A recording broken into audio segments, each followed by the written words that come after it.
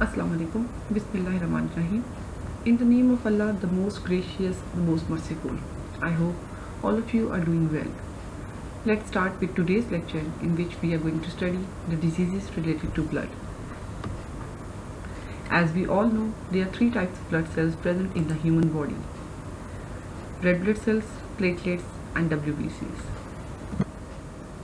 In today's session, we are going to focus on the diseases specifically associated with red blood cells, anemia, its causes, what are its clinical features, its oral manifestations, classification on the basis of cause and on the basis of morphology, clinical features and oral manifestations of iron deficiency anemia, pernicious anemia, and sickle cell anemia. Red blood cells. In male, approximately 6 million red blood cells per millimeter cube of whole blood is present, whereas female has somewhat less amount, that is about 5 million cells per millimeter cube. Red blood cells is also known as erythrocytes, and their function is to transport the oxygen to the tissue and are involved in the transport of carbon dioxide away from the tissue to be exhaled to the lungs. Normal RBC count is 4 to 7 million cells per microliter. If we take close look of our red blood cells, we notice that they are loaded with millions of copies of same exact protein called hemoglobin. Hemoglobin binds that oxygen and turns our blood cell into the little oxygen transporter and basically allow us to move oxygen to all the tissues in the body. If we take even closer look at those hemoglobin protein, we find out that they are made of 4 heme molecules, which are right in the middle iron. This iron molecule is what binds to oxygen, so each hemoglobin molecule can bind for 4 molecules of oxygen. Normal concentration of hemoglobin in female is about 12 to 16 gram per deciliter, whereas in male it is 13 to 18 gram per deciliter. Now, there is another term mentioned here is hematocrit. Hematocrit is basically packed cell volume, that is PCV, and it is basically the percentage of RBCs in the blood. Its normal value is 45%. RBC indices. RBC indices are the blood tests that provide information about hemoglobin content and size of RBCs. Abnormal value indicate presence of anemia and identify which type of anemia it is. RBC indices has 3 parts: MCV, MCH, MCHC. MCV is mean corpuscle volume and its normal value is 80 to 100 femtoliter. It is basically mean cell volume, that is the average volume of red blood cells. MCV in the blood test basically measures the average size of your RBC. MCH means mean corpuscular hemoglobin, and it is the amount of hemoglobin per RBC. MCHC stands for mean corpuscular hemoglobin concentration, and it is the measure of concentration of hemoglobin in the given packed cell volume. Anemias. Anemias is a condition in which there is deficiency in the capacity to transport the oxygen. It may be caused by reduction in the number of red blood cells, decrease in the size of individual cells, or reduce in the level of hemoglobin. Polycythemia. Polycythemia is the neoplastic process of hematopoiesis in which erythrocytes are synthesized by the bone marrow in the increased number. Anemia is induced by the variety of disease factors. These are broadly divided into 3 main areas. Number 1, excessive blood loss, which may occur as a result of trauma, internal hemorrhage, or spontaneous hemolysis. Number 2, genetic disease, in which the hemoglobin is defective, leading to pathological cell shape that predisposes them to lysis, as in sickle cell anemia. Number 3, nutritional deficiencies, in which precursor substances necessary for hemoglobin synthesis are lacking in the diet or fail to be absorbed in the intestine. Example, iron deficiency anemia and pernicious anemia. Lab assessment. In lab, anemia is assessed in 3 ways.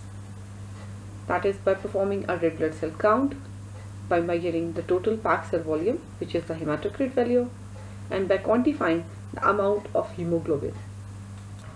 Measurements of anemia. As already mentioned, RBC indices measure the size, shape, and physical characteristic of RBCs. Doctor can use RBC's indices to help diagnose the cause of anemia. MCV is the most useful value in the RBC indices to help determine the type of anemia the person may have. Macrocytic anemia. When MCV is higher than the normal, that is greater than 100, it means that RBCs are larger than normal. Examples include vitamin B12 deficiency anemia or folate deficiency anemia. Microcytic anemia. In microcytic anemia, MCV will be lower than the normal, that is less than 80. It means that RBCs are too small. Examples include iron deficiency anemia or thalassemia. Normocytic anemia. If you have normal MCV, it means that your RBCs are normal in size. You can have normal MCV but still be anemic if there are too few RBCs or if other RBC indices are abnormal. Classification of anemia. Anemia can be classified on the basis of its cause or on the basis of its morphology. On the basis of morphology, it can be classified as normocytic, microcytic, macrocytic. On the basis of cause, it may occur due to blood loss, inadequate production of normal blood cells, or excessive destruction of blood cells. Anemia characterized by small cell is termed as microcytic anemia. Alternatively, if individual cells are of normal size but contain insufficient amount of hemoglobin, the patient will still be anemic. We have already discussed this. Anemia caused by decreased hemoglobin content within normal size cell is referred as hypochromic anemia. When the total number of red blood cells is decreased and the bone marrow attempt to compensate by synthesizing larger cells with increased concentration of hemoglobin, the anemia is said to be macrocytic hypochromic anemia. Iron deficiency anemia. Iron deficiency anemia is the most common type of anemia worldwide. It can be defined as a lack of red blood cells and hemoglobin because of inadequate dietary intake of iron. It is most frequently encountered in the women, particularly when the menstrual cycle is heavy and hematopoiesis takes place in the absence of adequate dietary iron intake. The RBCs of affected patient with iron deficiency will be hypochromic and microcytic, means MCV is less than 80 femtoliter and hemoglobin content is also decreased. In addition, the total number of RBCs may also be decreased.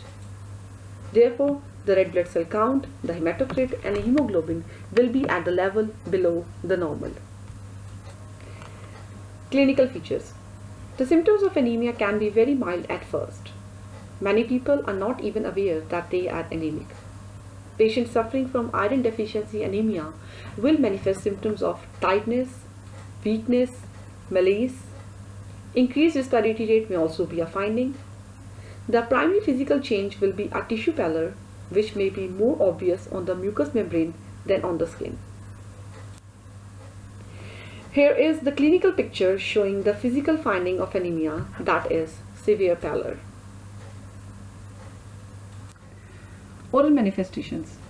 Along with the systemic manifestations, anemia may also manifest certain oral manifestations, some of which are specific and some are non-specific to the condition.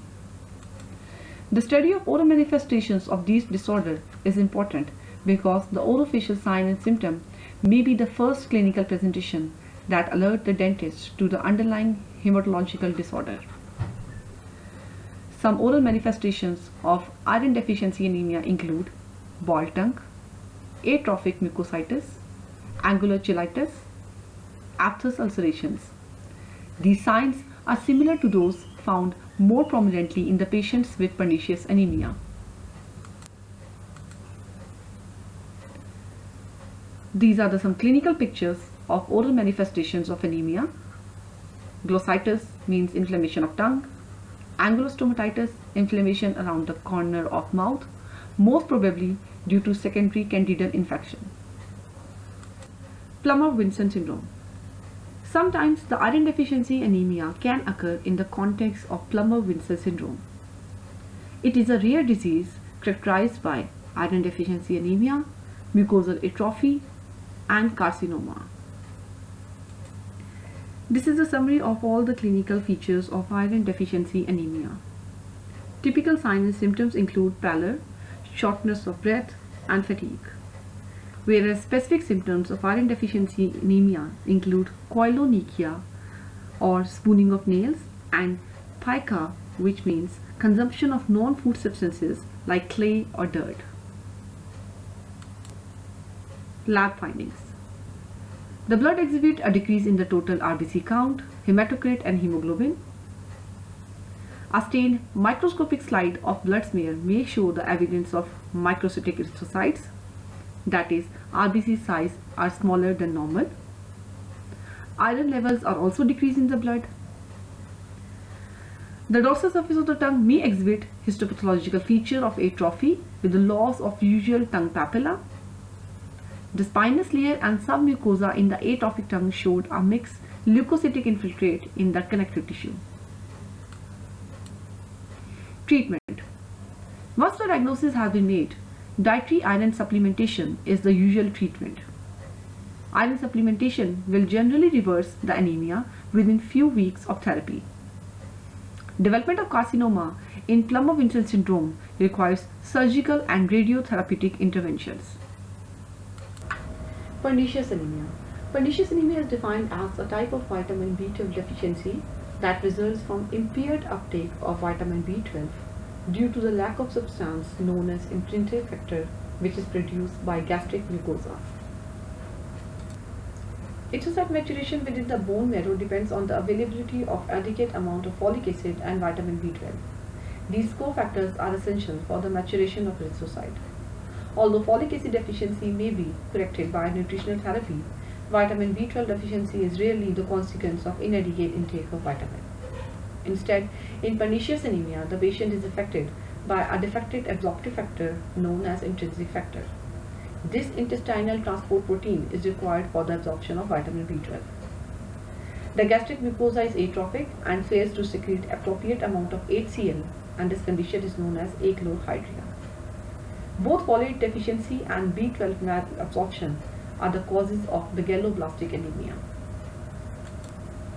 Clinical features. The typical clinical features of pernicious anemia include extreme malaise and tiredness. The patient may exhibit pallor and also suffer sensory neurological disorder manifested as paresthesia. This is usually because vitamin B also keeps the nerve cells healthy, and the deficiency results in this. Motor function may also be impaired. The neurological symptoms is also related to the lack of vitamin B12. Oral manifestation. A characteristic finding in pernicious anemia within the oral cavity occurring in 50% of cases is depapillation of tongue, a condition known as Hunter glossitis. The filiform papilla undergo atrophy and the tongue appears to be bald and smooth with erythematous cast. The oral mucosa in general may be atrophic and exhibit pallor, angular cheilitis, that is inflammation along the corners of mouth. Other oral changes are abscess-like ulcerations, focal red macules, and mucosal pigmentations. This is the clinical picture of Hunter glossitis, showing severe depapillation of tongue. The tongue appears to be smooth, bald, and erythematous. Lab findings.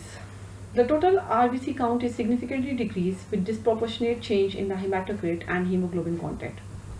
To compensate for the decrease in vitamin B12, the individual cells erythrocytes that are synthesized are large and incorporate greater than normal amount of hemoglobin.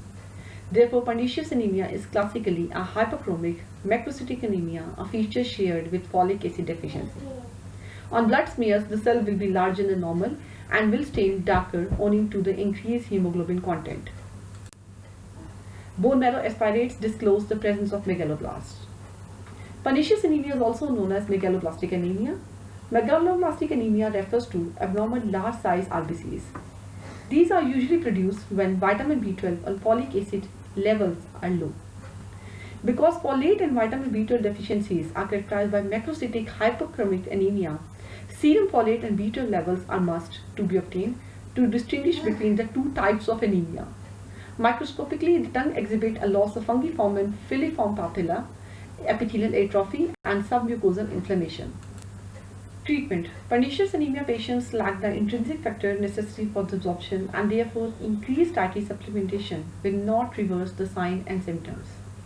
For this reason, intramuscular injections of vitamin B12 must be initiated. Monthly injections are usually adequate to allow for normal hematopoiesis.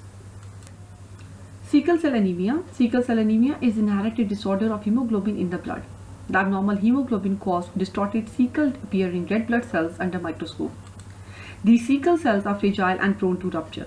When number of RBCs decrease from rupture, that is hemolysis, anemia occurs. So, sickle cell anemia is defined as inherited defect in the structure of hemoglobin molecule, causing the erythrocytes to assume a crescent shape and to undergo lysis. Cause. Sickle cell anemia is inherited as autosomal recessive disorder. It is characterized by point mutation in the hemoglobin gene, resulting in abnormal hemoglobin molecule, that is HGS.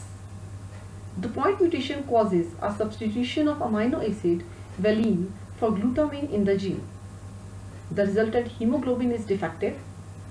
The usual discoid shape is lost, leading the cells to assume a crescent or sickle shape. These cells are prone to agglutinate and clog the small caliber vascular channels. When such an event occurs, usually in the context of low oxygen pressure, a sickle cell crisis may evolve and can be fatal. More commonly, the sickle cells tend to hemolyze, causing jaundice, encountered primarily amongst the black. When it occurs as a heterozygous genotype, the affected individuals show only minor symptoms of disease, and it is said to be harbor the sickle cell trait.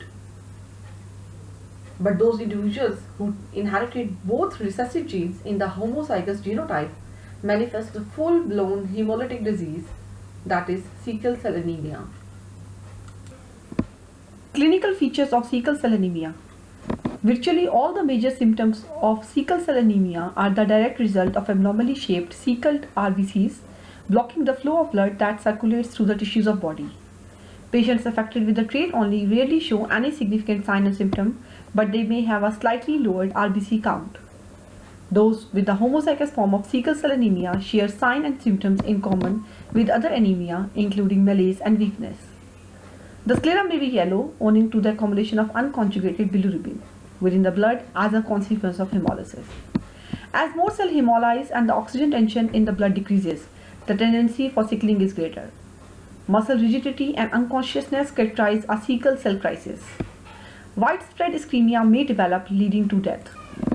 No specific oral mucosal problems are found in sickle cell anemia. However, bone changes are frequently identified on dental and skull radiographs.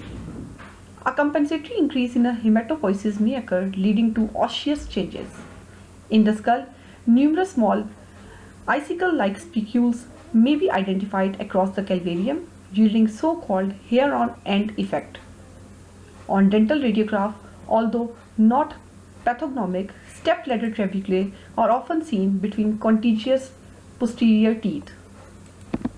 To counteract the anemia of sickle cell disease, bone marrow makes increased number of reticulocytes, which are immature RBCs. This tends to cause new bone formation, and medullary cavities of skull expand outwards, which causes enlarged sheaths and hair-on-end pattern on the skull. Lab findings. The total RBC count, hemoglobin and hematocrit is decreased. Differential smears, sickle cell may be identified. Characteristic concomitant findings include elevated unconjugated bilirubin and urine urobilirubin. Hemoglobin electrophoresis will disclose the presence of normal hemoglobin and hemoglobin S in those with sickle cell trait, whereas those with homozygous sickle cell disease will show a single hemoglobin S band on electrophoresis. Treatment. Transfusions and bone marrow or stem cell transplantation are the current methods of treatment. Gene therapy may prove to be important intervention in the future. At present, individuals with the disease must be closely monitored for the development of sickle cell crisis. In these instances, hospitalization is required with administration of oxygen and blood transfusion.